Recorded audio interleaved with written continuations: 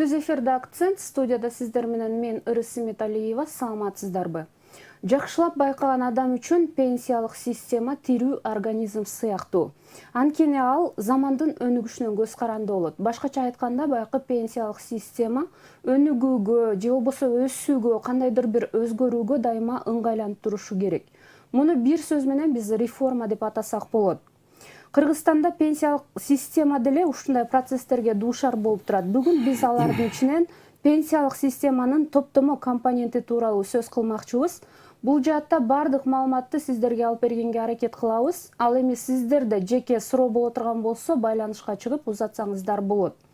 Ал үчүн 0312 51 00 18 телефон номери иштеп жатат. Студияда болсо жооп берүү үчүн келген конокторубуз бар. Алгач тааныштырып алайын. Рахатбек Пирматов, социалдык фонддун мамлекеттик пенсиялык топтомо фонд мекемесинин директору. Саламатсыздар. Жеңишбек Мукамбетов, социалдык фонддун коомчулук менен иш алып баруу башкармалыгынын башчысы. Саламатсыздарбы? Мырзалар, саламатсыздарбы? Биздин студияга кош келипсиздер. Байкы менден сиздерге узай турган биринчи суроону мен жалпы ортого таштайын. Байкы пенсиялык системанын топтомо компонентинин же болбосо ушул элементтин маңызы эмнеде жатат? Рахат мырза. Рахмат. Саламатсыздарбы дагы бир ирет, урматтуу телекөрүүчүлөр. Бул топтомо фондун айтып кетердин астында биз общий, мисалы үчүн теги мамлекеттик камсыздандыруу, социалдык камсыздандыруу деген эмне деген ошо суроого жооп беришке туура келип калат да. Мисалы үчүн бул мамлекеттик социалдык камсыздандыруу системасы бул мындай кыргызча жалпак тил менен айтып түшүндүрө турган болсок, бул кыргыз жарандары менен мамлекеттин ортосундагы келишим деп түшүнүш керек да. Себеби бул келишим десе жарандар менен мамлекет келишим түзүү, анан кийин иш алып барат экен деп түшүнбөш керек. Буну деген кыргыз мамлекетиндеги чыгарылган укуктук ченемдик актылардын негизинде ошол адамдардын кийин мисалы үчүн алдын ала төлөп мамлекетке камсыздандыруу төгүмдөрүн, андан кийин ден соолугуна байланыштуу, жаш курагы келгенде же болбосо багар көрөрлөрүн жоготуп калса, ошолдой шарттар келип калган учурда мамлекеттин өзүнүн жарандарына болгон кепилдиги деп түшүнүшүбүз керек да. Анан бизде деген Кыргызстанда биздин жарандарыбыз билет, бизде мындай шериктештик системасы болгон да. Анан эми айта кетчү сөз көп. Шериктештик система дегенди айтып мындай кыскача түшүндүрүп кетсек, азыр биз иштеп атабыз дагы, биз азыркы пенсия жаш курагындагы адамдарга өзүбүз төлөгөн төлөмдөр алар пенсия катары кетип атат. Ал эми кийин учуру келген убакта бизден кийинки жаш муундар алар иштейт дагы. Алардын кылган төлөмдөрү бизге же болбосо кийин чыга турган пенсионерлерге кетет. Анан ошондуктан азыркы система деле шарттуу топтомо бөлүгү деп эсептелинет да. А бирок бул деген ошол жекече төлөгөн төлөмдөр ар бир адамдын жекече эсептик шотуна шарттуу гана түрдө жазылат дагы. Ал эми накталай түшүп аткан акча алар пенсияга кетип калат. Анан бирок дүйнө жүзүндөгү практиканы ала турган болсок, теги камсыздандыруунун өзүнүн принциптери болот да. Анан ошол камсыздандыруу принциптерине таянсак, жакшы пенсияны көтөрүүгө мүмкүнчүлүк шарттар түзүлүш үчүн, аны көтөрүп берүү үчүн дүйнөлүк практикада бир пенсионерге 3 адамдан кем эмес адам иштеш керек да. А тилекке каршы азыркы кезде биздин кыргыз мамлекетибизде бир пенсия курагындагы адамга 1,2 гана адам иштеп атат да. Анан бизде актуардык расчетторду кылгандан анан кийин барып бул мамлекетке нагрузка болуп калып, мамлекеттин бюджетине нагрузка болуп калат деген ойдо 2008 жылы биздин Кыргыз мамлекетинин президентинин указынын негизинде бирден бир социалдык камсыздандыруу системасын жана пенсия менен камсыз кылуу системасынын бөлүгү катары биз топтомо компонентин киргизгенбиз да. А бул топтомо компоненти деген бул кандай оокат? Буну кандай түшүнсө болот? Бунун эң негизги принциби бул топтолгон акчалардын кайра кайтарымдуулугу жана мураскорлорго мурас катары берилүүсү деп түшүнүш керек да. Буну пример катары айтып кетсек, адамдар биздин жарандарыбыз иштеп камсыздандыруу төгүмдөрүн төгүп келип туруп анан пенсия курагы жашы менен чыккандан кийин анан тилекке каршы азыраак жашап калып анан ала албай калып аткан учурлар кездешип калат да. Ал эми топтомо фондунун негизги касиети болуп топтолгон акчалар адамдар пенсия курагына чыкканда же болбосо ооруп калып пенсияга неме кылып кете турган болсо же тилекке каршы каза болуп кала турган болгондо ошол топтолгон бөлүгүн целиком накталай акча түрүндө алып чыгып кетсе болот жана кокус каза болуп калса ошол акчалар мураскорлоруна мурас катары кайтарылып берилүүчү акча. Эң негизги принциби ушунда топтомо фондунун. Мамлекеттик пенсиялык топтомо фондунун негизги принциби ушунда болот. А негизи кайсы курактан баштап жарандар ушул нерсеге катышса болот? Эми жарандар бул жерде адам иштеп жумушка жумуш курагына жетип калгандан баштап эле төлөмдөрдү төгө берсе уже төлөмдөр төгүлөт. Ал эми биз киргизгенде 2010-жылы бул топтомо компонентин киргизген моментте бизде кандай десем, бул жаңы направление, жаңы топтомо фондунун бөлүкчөсү болуп аткандан кийин биз жакынкы биздин коңшу өлкөдөгү болуп аткан практикадан натыйжа чыгарганга аракет кылып, ошолорду карап анан кийин киргизгенбиз. Анан бирок карап көрсөк, пенсия курагындагы адамдар өздөрү неме 2012-жылы пенсия курагындагы адамдарды укуктук ченемдик актылардын негизинде аларды чыгарууга туура келди. Анан дагы актуардык расчетторду кылып, эсептерди кылып көрсөк, мисалы үчүн 64-жылкы 1-январга чейинки төрөлгөн кыз келиндер жана 69-жылкы 1-январга чейин төрөлгөн эркектер биржа неме төрөлгөндөр, алар жакшы топтомо кыла албайт экен да, накопление кыла албайт экен да. Анан ошол адамдарды дагы ушул системадан чыгарганга туура келип калды да. А так Россия Федерациясы, Казакстан эле жакынкы Казакстанды ала турган болсок, алар 1996-жылдан баштап топтомо компонентин киргизген. Ал эми Россия Федерациясы 2002-жылы киргизген. Ал эми биз 2010-жыл 1-январдан баштап киргиздик да бул топтомо фонду. Азыркы кезде топтомо фонду жакшы өзүн калыптандырып алды, иш жүрүп атат. Азыркы кезде биздин топтомо фондунун акчасынын көлөмү уже 11 миллиард 100 миллиондон сом, 100 миллиондон ашык акча топтолду. Тактай кете турган суроолор бар да, ушулардын арасынан азыр эле жооп арасында Рахат мырза мындай сөздү айтты да, байкы бизде деди бир пенсионерге 1,2 киши иштеп атат деген нерсени айтты да. Негизи эле бүгүнкү күндө Кыргызстанда пенсионерлердин саны канча? Анан бизде пенсия аз деп эле ыйлактай берет эмеспи? Бул ушундан көз карандыбы, Кеңеш мырза? Негизи топтомо компонентинин киргизилишинин бирден бир максаты да ушул пенсиялардын келечектеги пенсиялардын өлчөмүн кандайдыр бир башка механизмдер аркылуу дагы көбөйтүүнүн жолу болуп киргизилген эле.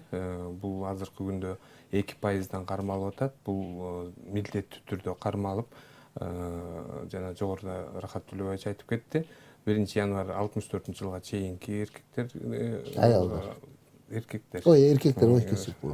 Аялдар катышпай калганы баягы 15 жыл аралыгында топтогон акчасы мындай бир көрүнүктүү бир үстөк төлөмдү алып келбейт экен. Ошондуктан булардыкынан толугу менен эле 10%дан кармалып атат. 8%дын ордуна 2%ды кошуп 10%дан, бирок толугу менен бул акча каражаты пенсиялык фонддун эсебине түшүп атат, топтомо фонддукун эмес. Келечекте бул пенсиянын экинчи камсыздандыруу бөлүгү катары пенсиясынын өлчөмүнө түздөн түз таасирин тийгизет. Азыркы күндө мына айтып кеттиңиз, бизде 1-январга карата 615 миңге жакын пенсионер бар болуп эсептелип атат. Бул акыркы эле алсак бир 8-9 жылдын ичинде 100 миңге жакын пенсионерлердин саны 100 миңге жакын көтөрүлдү. Ошондой эле пенсиянын орточо өлчөмү 2009 жылдары 2000 сомдун тегерегинде болсо, азыркы күндө мына акыркы октябрь айында өкмөттүн токтому менен кайра эсептөөдөн кийин пенсиянын орточо өлчөмү 5100 сомдон жогорураак болуп атат. Бул орточо көрсөткүчтөр, мындан төмөн алгандар да бар, мындан жогору алгандар да бар. Бирок салыштырмалуу мурунку жылдарга караганда, баягы пенсионердин жашоо минимумуна караганда төмөнүрөөк алган пенсионерлердин саны 2009 жылдары бир 87%ды түзчү да. Азыркы күндө 47%га түшүп калды, 46% көрсөткүч болчу. Бул дагы эми баягы мактана турган деп айта албайбыз, бирок ошентсе дагы бул чоң ушундай бир жетишкендик деп айтсак болот. Анткени 87%дан 47%га түшүрүш дагы учурдагы экономиканын абалын эске алуу менен карап көрсөк, бул дагы чоң жетишкендик деп айтсак болот. Ушу азыркы күндө пенсионерлердин көпчүлүк бөлүгү, билесиздер, мурда почта кызматы аркылуу гана алып жүрүшкөн. Азыркы күндө мына акыркы жылдары банк системасы аркылуу дагы алганга мүмкүнчүлүк берилип атат. Бирок биз бул жерде пенсионерлерге тандоо укугун берип атабыз. Кааласа почта кызматы аркылуу, кааласа банк аркылуу. Банк аркылуу алуунун бирден бир жакшы немеси бар экен, пайдасы. Анткени баягы кээ бир пенсионерлерибиз бар экен, толугу менен акча каражаты керек болбосо, каалаган суммасын алып, калганын калтырып койсо, ошол счетундагы акчага депозиттик үстөк төлөмдөр процент берилет да. Анан акчасы тура берсе көбөйө берет деген сөз да. Ошондуктан азыркы күндө 43% банкка өтүштү.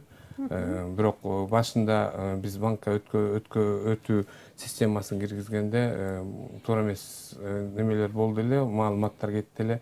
Социалдык фонд ушу кыйнап өткөзүп атат деген. Биз эч кандай кыйноо жолуна түшкөн жокпуз. Бул ар бир адамдын өзүнүн жеке укугу, кааласа почтадан алат. Эми бул жерде почта системасын такыр эле жокко чыгарып салалы деген максат эмес. Ал жерде бизде баса албайт, баягы бара албай кары адамдарыбыз бар, алар төшөктө жаткандар бар. Буларга азырынча банк системасы жеткирип берүүсү каралган эмес. Ошондуктан почтадан толугу менен баш тартканга азырынча неме жок. Ошондуктан эки тараптан тең алып жатышат. Түшүнүктүү. Бизге байланышка чыккан көрөрманыбыз бар, эфирге алып чыгайын. Алло. Алло, саламатсыздарбы? Саламатсызбы? Сурооңузду күтүп атабыз. Бишкекке чыгып аттык элек. Атыңыз ким болот? Биздики Мурат. Мурат мырза, сурооңузду бере Мен бериңиз. айтайын элем элем. Экинчи пенсиядан, бул пенсионерлерден, экинчи группа инвалидтерден пенсия эме алимент кармаганга болобу же болбойбу? Башка суроо барбы, жокпу? Болду, ушул эле болчу. Трубканы койбой туруңуз, бул жакта суроо болсо сизге берип калышы мүмкүн. Жооп ким тараптан? Бул жерде айта кетүүчү нерсе, бул соттун чечими менен боло турган нерсе. Ошондуктан эгер ошол майып адам пенсиясынан башка баягы кирешеси жок болсо, соттун чечими менен андан дагы алиментти балдарына чыгарып берүү каралган. Муну биз чечпейбиз, бул соттун чечими аркылуу гана болот. Жооп берилди окшойт. Сурооңуз үчүн чоң рахмат. Кийинки суроону мен мындайча узаткым келип атат да, кайра өзүбүздүн маекке кайтып келели. Бизде деген Кыргызстандын ичин эле эске албашыбыз керек, бизде тышта дагы иштеп жашап жүргөн эмгек мигранттарыбыз, жарандарыбыз бар да. Ошолор так ушул баягы пенсиялык системанын топтомо системасына кантип катышса болот? Азыр ушул жерден кечирим сурайм, ушул суроодон улап кетебиз. Бизге дагы байланышка чыгып күтүп турган көрөрманыбыз бар. Алло? Алло? Алло. Алло, саламатсызбы? Атыңызды Алло, айтып. саламатсызбы? Алло, саламатсызбы? Саламатчылык, сурооңузду күтүп атабыз. Мен Атыңызды gözden çalatım эле, атым Талай. Мен военный пенсионермин да. Военный пенсионермин. Анан азыр кайра иштеп атам да, башка жумуштачы. Анан ошол пенсияма кошулабы же кошулбайбы? Жооп. жоопту Жеңишмиз, берип коелу. Чындыгында эле Бул жанагы биринчи суроом. Экинчи суроом, аялдар 5 балалуу болсо 48 жаштан чыгабы пенсияга? 5 балалуу болсо 48 жаштан чыгабы. Сурооңуз бүттүбү? Чоң рахмат. Рахмат, сизге дагы жоопко кезек сурооңузга берем. рахмат. Чындыгында аскер кызматындагыларды пенсия менен камсыздоо жөнүндө мыйзамга ылайык бизде жанагы күч структурасындагылар бул мамлекет тарабынан пенсиялык камсыздоого алынат. Толугу менен мамлекет республикалык бюджеттин эсебинен каржыланат дагы. Ошол мыйзамдын негизинде пенсия алышат. Эгер ал кызматынан бошоп кетип, учурда баягы жарандык жумушта иштеп жаткан болсо, социалдык төлөмдөрдү төгүп турган болсо, жогорудагы мыйзамдын статьясына ылайык жыл сайын 1-январга карата ошол топтогон акчасынан экинчи камсыздандыруу бөлүгү катары бизден көчүрмө алып барып, ошол күч структурасынын пенсиялык бөлүмдөрүнө тапшырганга мүмкүнчүлүктөрү бар. Ошондуктан жыл сайын аларга кайра эсептөө жүргүзүлүп, пенсиясынын үстүнө кошумча эсептелип берилет. Ал эми аялдар 48 жаштан 5 бала менен чыгабы деген суроосуна жооп берейин. Негизи мыйзамда 53 жаштан 15 жылдан кем эмес стажы болсо, эгер 5 баланы 8 жашка чейин өстүрүп чоңойткон энелер 53 жаштан пенсияга чыкканга укуктуу. Мындан тышкары мөөнөтүнөн мурда ийкемдүү жаш корак менен 50 жаштан чыкса болот. Эгер ошол талап кылынган 15 жылдан дагы 10 жыл ашыгыраак иштесе, башкача айтканда 25 жыл стажы болсо, анда 50 жаштан 3 жыл эртерээк көп баланын эне катары пенсияга чыкканга укук берилет. 48 жаш деп баягы көпчүлүгү жана бийик толук шарттагы 45 жаштан 3 бала менен чыккандарды дагы баягы эсине алып аткан болушу мүмкүн да, мындай уккандар боюнча. 45 жаштан азыркы күндө 3 баласы бар энелер, эгер алар бийик толуу шартта жайгашкан, калк жашаган конушта жашап иштесе, 15 жыл ошол бийик толуу шартта иштеп жашаса, анда 3 баланы 8 жашка чейин чоңойтсо, 45 жаштан чыкканга мүмкүнчүлүк берилет. Бул баягы өзгөчө шарттар. Өзгөчө шарттар, жеңилдик шарттары деп айтылат. Булар жалпы жаш курагы келгенге чейин толугу менен республикалык бюджеттин эсебинен каржылана турган пенсиялар, бул жеңилдик шарттагы пенсиялар деп аталат. Баягы сурообузга кайтып келели. Баягы сурообуз, чет эл жерлеринде иштеп жаткан биздин кыргыз жарандарыбыз болсо, булар топтомо фондуна катышууга мүмкүнчүлүгү бар. Бирок бизде укуктук ченемдик актылардын негизинде бул адамдар орточо айлыктын эсебинен 8%тен кем эмес өлчөмдөгү акча каражаттарын которуп биздин топтомо фондуна энеме компонентине кошулса болот. Булар ыктыярдуу түрдө. Себеби алар ал жактан канча тиги айлык маян алып атканын биз билбейбиз да. Себеби жумуш берүүчү адамдар тиги бөлөк чет элдин жаранда неме жумуш берүүчүлөрү болуп атат.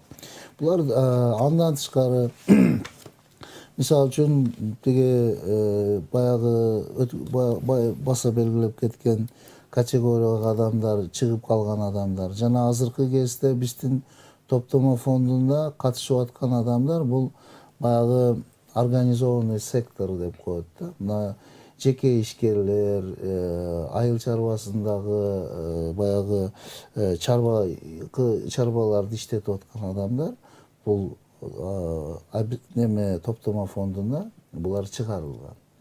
Булар үчүн алар тиги Кыргызстандагы добровольно деп коет, баягы өз ыктыяры менен булар топтомо фондун полис сатып алып иштесе, неме катышса болушат. Кыргызстанда укуктук ченемдик актынын негизинде орточо айлыктын ар бир региондо белгиленген орточо айлыктын өлчөмдөрү бар. Муну бизге улуттук статистикалык комитет бекитип берет. Ошолордун негизинде 8%-тен кем эмес төлөшүп катышса болот. Бул топтомо жолдору менен. Бул топтомо жолдору менен. Кошумча барбы? Бир кошумчалап коеюн дейм. Баягы сырт жактагы биздин жарандарыбыз тууралуу сөз болуп кеткенден кийин бизде жана Ырхат Төлөбаевич айтып кетти, негизги жана мураскорлорго берилет деген. Мындан сырткары дагы бир өзгөчөлүгү бар. Топтомо фонддун каражаттарын эгер топтогон акчасын жаран сырт жака туруктуу жашоого чыгып кетип атса, республиканын башка өлкөгө, анда ошол акча каражатын өзү менен кошо толугу менен алып чыгып кеткенге мүмкүнчүлүк берилет да. Ушундай бир кошумча кылып коеюн дедим. Мындай эле алып туруп эле өзү менен кошо алып кетсе кетип болот. атканда толугу менен ошо акча каражатын алып кетет. Бул деген мындай да топтомо фондун кимдер ала алат? Ошол топтомо фондун кимдер ала алат? Азыркы кезде биз 2013-жылдан баштап топтомо фондунан уже төлөмдөрдү жүргүзө баштадык да. Анан бул жерде 2013-жылдан баштап биз ошол жылы эле бир 45 миңдин тегерегиндеги адамга топтомо фондунун төлөмдөрүн бердик. Кайтарып бердик. Бул деген баягы башында мен айтып кеттим эле, баягы иштеп жаткан пенсионерлер, 2010-жылы иштеп аткан пенсионерлер да топтомо фондуна кирип калганда, ошолор 10-11-жылы төлөмдөрдү кылган. Анан 2012-жылы биз закон ченеминде аларды алгандан кийин 13-жылдан баштап аларга төлөм жүргүзө баштадык. Ошонун негизинде бизге өкмөт биз 2013-жылы өкмөт тарабынан өкмөттүн токтому менен төлөп берүү ыкмаларын бекиткенбиз да. Ошол төлөп берүү ыкмаларында ушундай кандай адамдар кайсы учурда тиги топтомо фондунун төлөмдөрүн ала алышат. Бул деген адам пенсия курагына жеткенде, анан адам тилекке каршы ооруп калса, ошол инвалидность алып калып, инвалидность аркылуу пенсия алып аткан болсо, ошол учурда ошолорго төлөнүп берилет.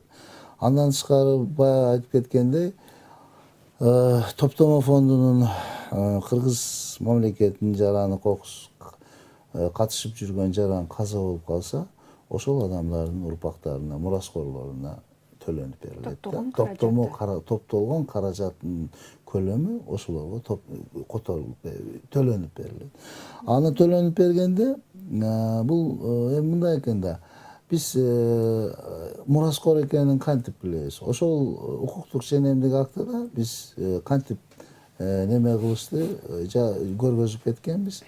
Эгер иштеп аткан адам каза болуп калып, ал жерде ким мураскорлору болот? Аны биз 6 айдын ичинде, биздин гражданский кодекстин негизинде 6 айдын ичинде алар заявлениясын жазышып, мен жакыны болот элем, мен мындай болот элем деп ошолорду айтып, анан 6 айдан кийин нотариустун биздин нотариальный заверить этип, анан документтерин тапшырса, мураскорлоруна төлөп беребиз. Бирок экинчи момент деле каралган. Адам балким тирүү убагында бир балдардын ичинен деле бир жакшы көргөнү болуп калышы мүмкүн, сүйкүмдүүсү. Заранее баягы орусча айтканда завещание жазып кеткен болсо, анда ошол гана адам ала алат. Калгандары ала албайт. Эгер ошондой тил каты жок болуп калган болсо, жазып берген. Анда ошол ким жакын туугандары 6 айдын ичинде кагаз топтоп туруп. Анан Жеңишбек Уркалович айтып кеткенде, бул биздин Кыргыз мамлекетин иштеп биротоло таштап бөлөк мамлекетке чыгып кетип аткан адам болсо, ошол адам дагы өзүнүн топтомо фондунда канча эсептик счетунда канча акчасы болсо ошол акчасын накталай толугу менен алып кеткенге акысы бар. Анда бизди күтүп аткан телегөрүүчү бар экен. Суроосун кабыл алалы. Алло. Үйлөрү шыпырып тазалап жатсак келебиз. Алло.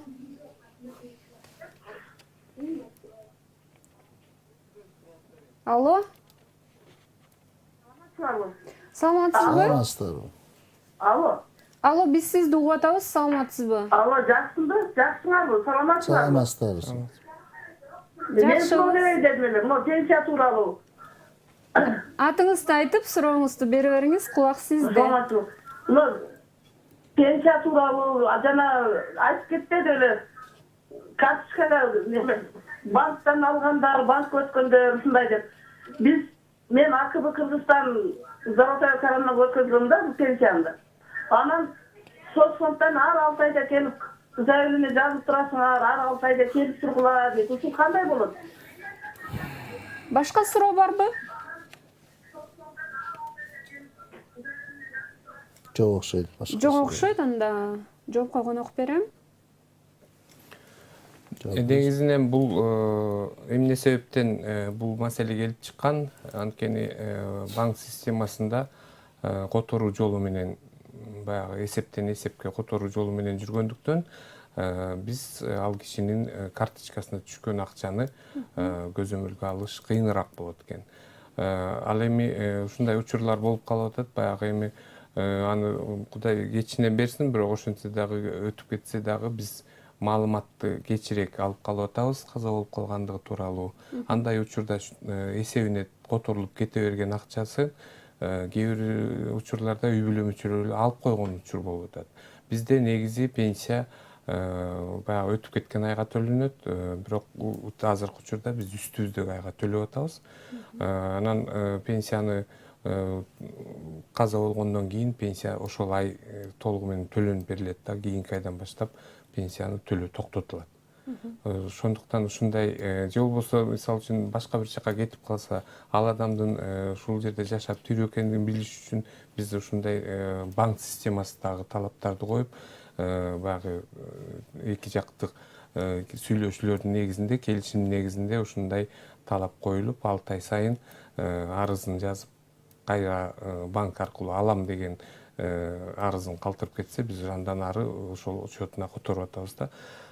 Бул эми мындай экен да, азыр банк көп, Кыргызстанда көп банк болгондон кийин банктык эсептерди дагы адамдар ар кайсы банктан ачып алышы мүмкүн да. Анан бүгүнкү күнү бир банктан алып, балким ал банктын немелери, шарттары канааттандырбаса, ал киши башка банктан счет ачып алып, ошол жака которууга деп калышы да мүмкүн да. Ошондуктан мүмкүнчүлүк берилип аткандан кийин ушул жагында карап, анан 6 ай сайын баягы өзүн тастыктап макулдугун берип турса, биз которууну токтотпой эле берип атабыз. Баягы сиздер өзүңүздөрдүн кардарыңыз тууралуу маалымат жасалган нерсе. Эми толук баягы автоматташтыруу системалары, баардык системалар автоматташтырылгандан кийин азырынча ушундай кадамдарга барууга туура келип атат. Эми келечекте баардык система бири-бири менен байланыштуу болуп калган учурда, балким мындай талаптардын кереги деле жок болуп калат. Бизди күтүп аткан дагы бир көрүүчүбүз бар, суроо берем дейт. Алло. Алло. Алло. Алло, саламатсызбы? Саламатсызбы? Алло. Алло. Угуп атабыз. Биз сизди угуп атабыз. Телевизордон бир аз алыстап алыңыз, сурооңузду бериңиз бизге. Мен суроомду бересем болобу? Ооба, атыңызды айтып, сурооңузду бериңиз. Суроомунда да бауреке неме пенсия алып аткан кишилер Турсунбек атым, Бишкек шаарынан сүйлөп атам. Анан кийин бауреке пенсионерлердин тиги ай сайын кошкон тиги жөлөктөрү, тиги проценттери эмне үчүн тиги вредный цех менен иштегендер, анан кийин жанагы кинотеатрларда иштеген тиги пенсионерлердин немеси проценттери бирдей болуп калып атат. силер заранее жанагы ишенде жеңил жумушта иштеген кишилерди биз аркылуу багып атпайсыңар. Андай принциптин кереги эмне? Сурооңуз үчүн чоң рахмат. Азыр жоопту угабыз. Жалпысынан бул жерде антип айтышта туура эмес деп эсептейбиз. Анткени жок, бул жерде пенсия тууралуу эле сөз болуп атат, бирок тилекке каршы биздин ушул жарандарыбыз ушул нерсени туура түшүнүшсө, анткени пенсиялык система өзү ушундай эсептелип, баардыгы шарттар ушундай коюлган. Анткени мисалы үчүн азыр эле айтып кетпедиби, жана оор шартта иштегендер менен эмне үчүн кинотеатрларда мындай жеңил жумушта иштегендерди бириктирип коюңар. Андай эмес. Азыркы күндө жалпы пенсияга чыгуу жаш курагы, мисалы үчүн, Кыргызстанда эркектер үчүн 63 жаш, аялдар үчүн 58 жаш. Ошол эле учурда жеңилдик шартта пенсияга чыгуу үчүн эркектерге, мисалы үчүн, шахтада иштеген же дагы жанагындай оор зыян өндүрүштөрдө иштегендерге 53 жаштан чыкканга мүмкүнчүлүк берилип атат да. Бул мындай караганда 10 жыл эрте пенсия жаш курагын төмөндөтүү менен эрте пенсияга чыкканга мүмкүнчүлүк берилип атат. Ошол эле учурда 10 жылдын ичинде, мисалы үчүн 63кө чыкканга чейин, бул адамдардын ошол учурдагы чыккан пенсиясы жыл сайын көбөйүү менен келип отуруп, 10 жылдын ичинде бир топ сумманы, мына мен жогоруда айтып кеттим, орточо өлчөмү 2000 тегерегинде болсо, азыр уже 5000ден ашып калды. Мына бул бир 6 жылдын ичинде эле. 10 жылдын ичинде 2-3 эсе көбөйүп кетиши мүмкүн да. Анан муну дагы эске алыш керек. Анан жанагы пайызда көбөйткөндө баардыгын эмне үчүн бирдей деп көбөйтүп атасыңар дегенге дагы биз каршыбыз. Анткени бул эсептөөнүн негизинде келип чыккан токтом болду. Биз жанагы камсыздандыруу принциптерин күчөтүү максатында, мисалы үчүн, төккөн, кошкон салымына жараша пенсиянын өлчөмүндө камсыздандыруу бөлүгү канчалык чоң болсо, ошого жараша пайызды алган күндө дагы көп акча төлөгөн адамдыкы көбүрөөк көбөйөт. Ал эми пенсиялык системага аз салым кошуп же болбосо жанагы мындай жеңил жумуштарда иштеген деп атпайбы, камсыздандыруу төгүмдөрүнүн өлчөмдөрү аз төлөнгөндөрдүкү, алардыкы пайызы дагы ошончо аз болуп калат. Бул негизи камсыздандыруу принциптери ушундай болуш керек. Бирок биз 2003 жылдардан бери баягы азыраак алган жарандарыбызга пайызын көбүрөөк алгандардын азыраак кылып да көргөнбүз. Азыркы учурда бул нерседен алыстап, жанагындай камсыздандыруу принциптерин алып баралы деген максат менен ушундай көбөйтүү жолдор жүргүзүлүп атат. Келечекте да бул принцип күчөтүлөт. Анткени адам канчалык төккөн салымына, кошкон салымына жараша пенсия алыш керек деген принципти күчөтүшүбүз керек да. Түшүнүктүү. Бизди дагы бир теле көрүүчүбүз күтүп атат. Алло. Алло. Саламатсызбы? Саламатсызбы? Саламатсызбы. Ассаламу алейкум. Валейкум салам. Атыңызды айтып, сурооңузду бериңиз.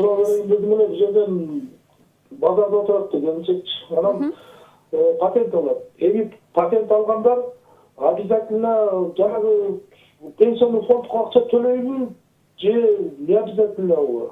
Сөйдөгөндө соцфонддон келип уже ыйнап атат да төлөгүлө депчи.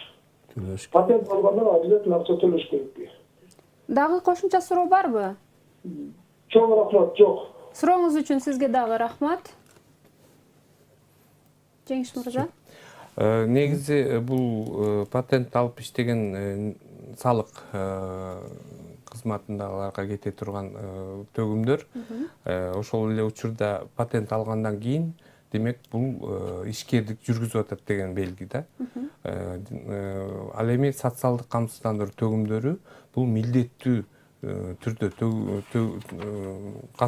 төгүлө турган төгүмдөрдүн катарына кирет. Бул Конституцияда да жазылган, салыктар менен төгүмдөрдү төлөш керек деген. Ошондуктан эгер кандайдыр бир ишкердик жүргүзүп атса, салык кызматына төгүмдөрдү төлөп аткан болсо, кирешесине жараша социалдык төлөмдөрдү дагы милдеттүү түрдө төлөш керек. Бирок бул келечекте ошол эле адамдын жеке эсебине барып түшө турган акча, ал акча салыктан айырмасы кайра пенсия түрүндө кийин кайтарылып бере турган каражат болуп атпайбы. Ошондуктан муну туура түшүнүш керек. Бул стажга кетет. Стажга кетет. Келечекте базалык пенсиялык бөлүккө укук берет. Жана талап кылынган 20-25 жылды толуктап алса, мамлекет тарабынан базалык бөлгө берилет. Андан сырткары өзү топтогон акчасынын эсебинен жалпы пенсия топтолот да. Рахат мырза, кошумча барбы? Жок, кошумчаны уже айтып койду. Бизди уюлдук телефон менен байланышка чыгып атам деп күтүп аткан көрүүчүбүз бар. Суроосун алып жооп берип коелу. Алло? Алло. Саламатсызбы? Алло. Алло. Саламатсызбы? Саламатсыздарбы? Саламатсызбы? Саламатсыздарбы? Атыңыз ким? Мен Чолпонтадан чалып аттым элем. Атыңызды? Суроо берейин дедим элем. Жолдошум авиацияда иштеген. Ал завредность авиатехник болчу да. 55 жашынан пенсияга чыгайын десе болбой калды. Аба жолдору налогту төлөбөй коюшту деп пенсияга чыкпай калган. Эми 60ка чыгып атат абиси. Эми чыга алабы пенсияга? Вредный техниктер за вредность 20 жыл экен да стажы. Абисиники 28 жыл. Менен чыга алабы 60 жаштан? Сурооңузга түшүндүк. Бул жерде бул категориядагы баягы ишкерлер, иштеген адамдар өзгөчө өндүрүштүн өзгөчө шарттары боюнча пенсия менен камсыздалат. Мыйзам боюнча бул пенсиялар ошол иш берүүчүнүн каражаттарынан каржыланыш керек. Ошондуктан мына азыр өзүлөрү деле айтып кетти, Кыргызстан аба жолдору өзүңүздөргө белгилүү болгондой банкрот деп жарыялангандан кийин азыркы күндө алардын каражаты жок. Ушул зыяндуу өзгөчө өндүрүштү иштегендердики, авиаторлордуку бир аз маселе болуп атат. Ошондуктан булардын акча каражаты бизге которулбагандан кийин бизде төлөп бергенге мүмкүнчүлүгүбүз болбой атат. Ал эми 60 жашка келгенден кийин чыкса болобу деген суроого төмөндөгүдөй жооп берет элем. Негизи мына айтып кеткен 63 жаштан 3 жыл эрте мурда пенсияга чыгуу жаш курагы, икемдүү жаш курагы каралган. Жана айтып кеттим, жеңилдик шарттагыларды. Бул жерде дагы аялдар 55-тен, эркектер 60-тан чыкса болот. Эгер жанагы талап кылынган 20-анан 25 жылдан ашыгыраак дагы 15 жыл иштесе, башкача айтканда 35 жыл аялдарга, 40 жыл эркектерге талап кылынат. Ошондо 60 жашка чыкканда эркек киши 20 жашынан баштап иштеген болсо, камсыздандыруу төгүмдөрүн төгүп турган болсо, 60 жаштан 40 жыл менен пенсияга чыгуу укугу келет. Аялдар болсо 55 жаштан 35 жыл менен. Толук пенсияга 3 жыл эрте чыкканга. Жооп бердик окшойт деген ойдобуз. Биз өзүбүздүн маекке кайтып келели. Жанагы жерге кайтып келгенде менде мындай суроо жаралды да, биз кандайдыр бир өзгөчөлүктөрү менен айтып өтпөдүкпү, баягы чыгып кетип атканда же болбосо дагы бир кандайдыр бир шартта каражатын өзү алса болот депчи. А негизи ошол жакта топтолгон каражатын социалдык фонддон өзү алып туруп башкарса болобу? Болот, жакшы суроо. Мына урматтуу теле көрүүчүлөр, бизде азыр дүйнөлүк практиканы алсак, жакынкы мамлекеттерди алсак, ошондой иш аракеттер болуп келген жана болуп атат. Бизде дагы биз немеде топтомо фондунун топтолгон акчалары башкаруучу компания деген институттар бар да. Анан мамлекеттик эмес топтомо фонддору бар да. Ошол биздин законубузда ушундай нормалар каралган. Биздин топтомо фондунун участниктери, катышуучулары кантип өзүнүн топтолгон акчаларын башкарса болот деген маанидечи. Бул жерде закон ченеминде бизде мындай нормалар каралган. Жылыга 1 январь айынан 31 декабрь, 1 январь айынын 1-инен 31 декабрь айынын 31-ине чейин убакыт берилет да. Ар бир жаранга өзү bir башкаруучу компанияны тандап алып, же болбосо мамлекеттик эмес пенсиялык топтомо фондун тандап алып, өзүнүн арызын жазып, өз ыктыяры менен өткөнгө мүмкүнчүлүк берилет. Азыркы кезде социалдык фонд тарабынан ушундай иш аракеттер көрүлүп атат. Биз быйыл 2017 жылдын 1 январынан баштап закон ченеминде ошол адамдардын эгер өз ыктыяры менен заявленияларын жазып, кайрылууларын жаза турган болсо, ошол адамдардын акчасын башкаруучу компанияларга жана мамлекеттик эмес пенсиялык топтомо фонддорго өткөзүп беришибиз керек. Бирок бул жерде айтып кете турган нерсе, алар кантип ошолордун кандай иштеп атканын, кантип жакшы жетишкендиктер, көрсөткүчтөргө жетишерин, ал үчүн биздин ошо башкаруучу компаниялар өзүнүн иш аракеттери менен далилдеш керек да. Элди камсыздандыруу, ушул топтомо фондунун камсыздандыруу катышуучуларын көргөзгөн иш аракеттери менен ынандыра билиш керек да. Мына азыр биз 21 декабрда биринчи жолу социалдык фонд тарабынан ошол башкаруучу компанияларга конкурстар болуп өттү. Бирок тилекке каршы бир дагы компания ошол максатына жеткен жок. Ишендире алган жок. Жок. Себеби бизге мамлекет тарабынан ар бир башкаруучу компанияларга мындай критерий, отбор деп коет да, баягы коюлган немелер бар да. Анан ошолордо башкаруучу компаниялар мынча жылдан болуш керек, алардын тиги башкаруучу органдарында момундай квалификациясы бар адамдар болгон деген өкмөт бизге требования коюп берген да. Ошолордун негизинде биринчи конкурсубуз болбой калды.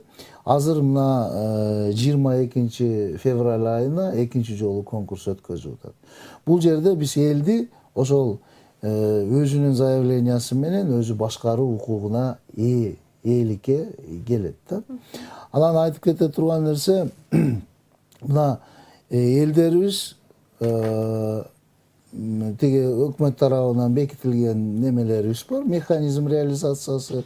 Биздин ар бир өзүнүн место пропискасы боюнча социалдык фонддун тиги региональный управленияларына барат, өзүнүн заявленияларын жазат. Себеби акыркы ответственность өзүн элдин ошо катышуучулардын өзүндө болуш керек. Өкмөттүн бул жерде өкмөт утверждать этип берген требованиялар боюнча башкаруучу компанияларды биз конкурстун негизинде мынтип эле айтылат да. Ушул А же болбосо Б же болбосо В башкаруучу компаниялар өкмөт коюп берген критерийларга жооп берет. Сиздер урматтуу башкаруучу топтомо фондунун катышуучулары, сиз ушул компанияларды тандап алсаңыз болот деген гана жыйынтык чыгарылат да. Ал эми өзүнүн тандап алышы ар бир жарандын өзүнүн ыктыяры. Бул боюнча дагы айтып кете турган нерсе, ким эгер ошондой бир жылдын ичинде өзү башкаруучу компанияларды тандабаса, же болбосо мамлекеттик эмес пенсия топтомо фондун тандабаса, алар закон ченеминде социалдык фонддун социалдык фонддун астында мамлекеттик топтомо фонду деген фонд түзүлгөн. Закон ченеминде ошол фонд алардын топтолгон акчаларын ошолор башкарат.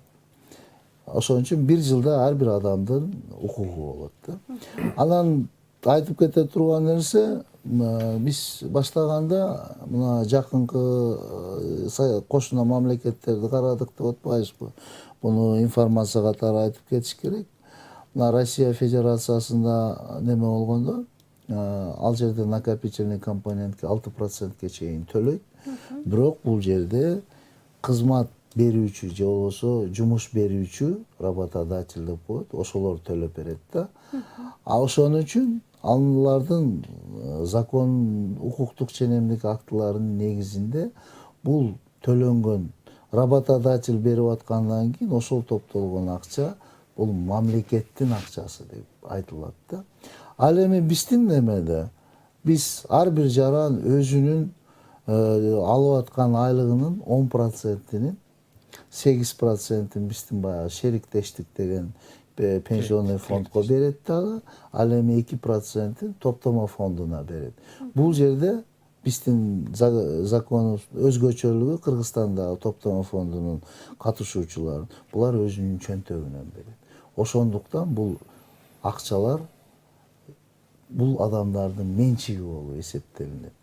Ошо менчиги болуп эсептелинет дагы, бул мамлекеттик деме акча деп эсептелинбейт да. Ушуну элдер билип алыш керек.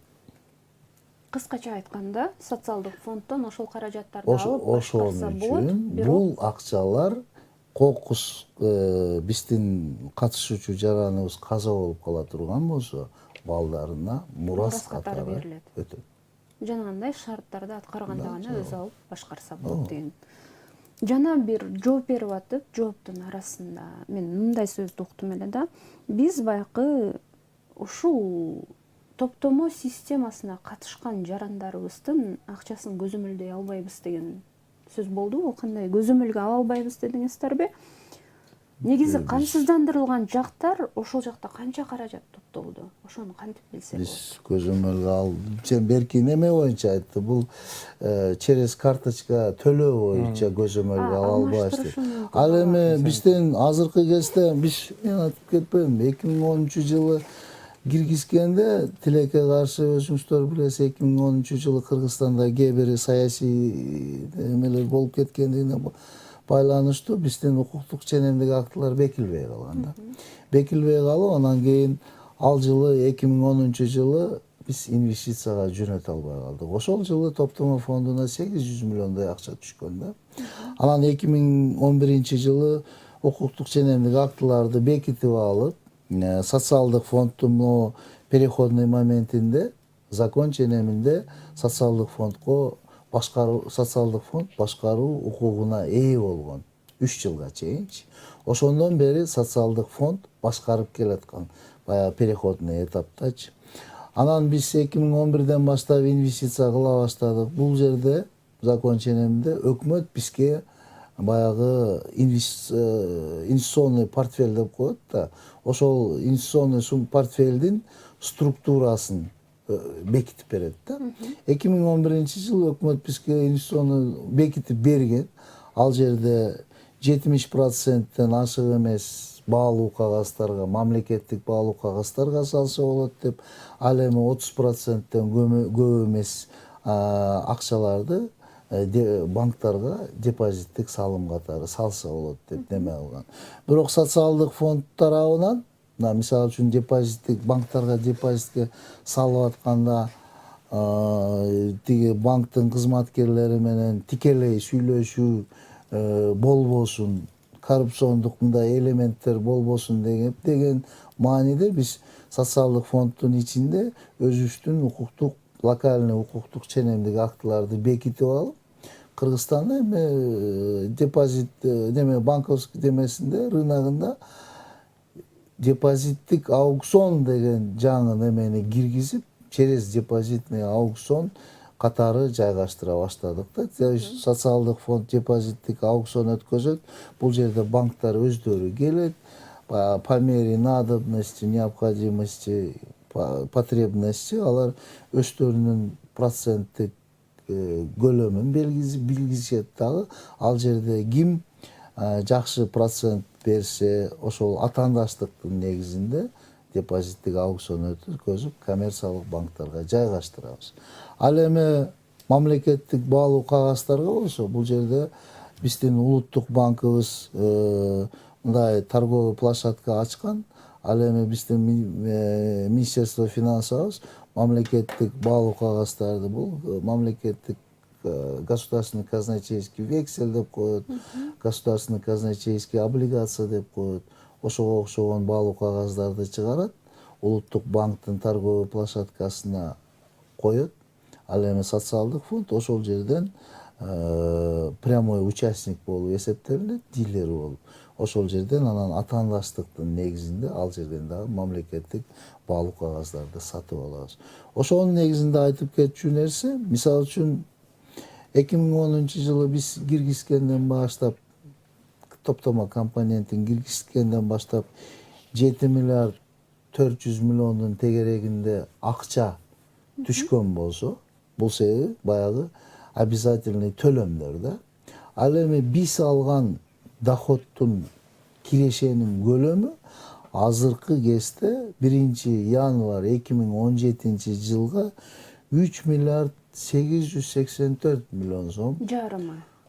Бул деген 50%-нан ашыгы уже доход киреше булагын түзөт да, бөлүгүн түзөт.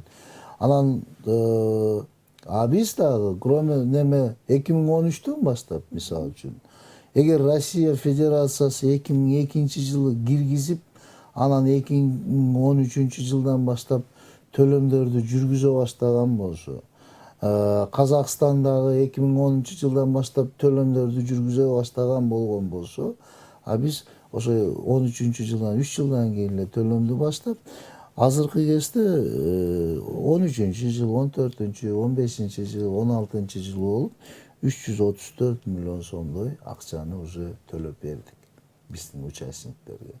Анан доходубуз 50%-тан уже ашты да. Азыр көп адамдарыбыз мындай өзү накопительный топтомо компонентинде деген тиги алып аткан маянасы бийик болуп аткан адамдарда жакшы көрсөткүчтөргө жетет да. Анан мына Кумтор компаниясында иштеген, андай жакшы маяналуу жерде иштеген адамдар чыгып атышат. Мисалы үчүн Кумтор компаниясында иштеген адамдар 700 миң, 800 миңдин тегерегиндеги топтомо фондунун акчаларын алып атышат. Ал эми мындай тиги эң эле аз дегенде баягы 25 миңден ашык, 30 миң, 50 миңге чейин, 100 миңдери да бар, 200 миңдери да бар. Бул уже биздин көрсөткүчтөр. Мына биз жарандарыбызды ойлоп кетет элек, уже аларында кандайдыр бир баягы обязательный топтомо фондун киргизгенден кийин булар уже көрсөткүчтөрдү, жыйынтыктарын көргөндөн кийин булар даже өз ыктыяры менен, мисалы үчүн кошумча баягы обязательный төлөмдөрдү кылбастан кошумча төлөмдөрдү дагы жүргүзүшсө болот деген. Даже биздин кошумча төлөмдөрдү мамлекеттик эмес пенсиялык топтомо фонддоруна дагы кайрылса болот деген. Бул алгачкы кадамдардын бирилери. Түшүнүктүү, атайын убакыт бөлүп биздин эфирге келип, кошумча барбы? Берейин. Баягы учурдан пайдаланып, азыр жалпыга маалымдоо каражаттарында пенсионерлерибизди урматтуу мындай амалкөйлөр, социалдык фонддун кызматкерлерибиз деп калпайтуу жолу менен ар кандай махинацияларды кылып аткан экен. Урматтуу пенсионерлер, абайлап үйүңүздөргө эгер ушундай социалдык фонддун атынан келген адамдар болсо, күбөлүгү жок болсо, эч кандай алар менен мындай байланышка барбаңыздар.